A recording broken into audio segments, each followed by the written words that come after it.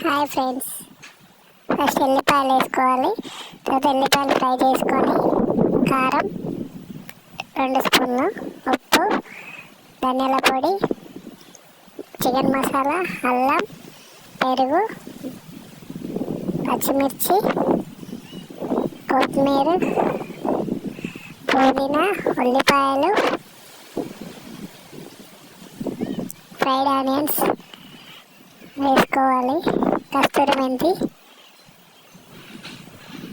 2 బగారా ఆకులు వేసుకోవాలి. నూనె పోసుకోవాలి కొద్దిగా తగినంత. అందులోనే నెయ్యి వేసుకుంటే బాగా టేస్ట్ వస్తుందండి. బాగా మిక్స్ చేయాలి. ఒక 5 మినిట్స్ తీసుకెళ్ళి గ్యాస్ మీద పెట్టాలి. ఒక 10 మినిట్స్ 15 మినిట్స్ పీస్ ఫ్రై అవ్వగానే ఇంకో కడాయిలో నూనె పోసి నెయ్యి వేసి బగారా సామాన్ వేసి అందులో ఫ్రై చేసుకోవాలి.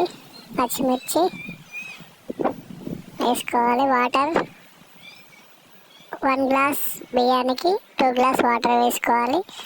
కొత్తిమీర, పుదీనా వేసుకోవాలి. నీళ్ళు హీట్ కాగానే ఇట్లా నీళ్ళు బయటికి వచ్చేడుతోనే అందులో బియ్యం వేసుకోవాలి. బాగా కలుపుకోవాలి.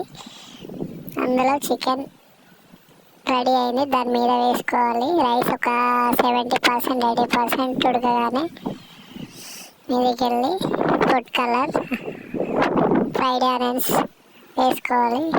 పుదీనా, కొత్తిమీర వేసుకోవాలి.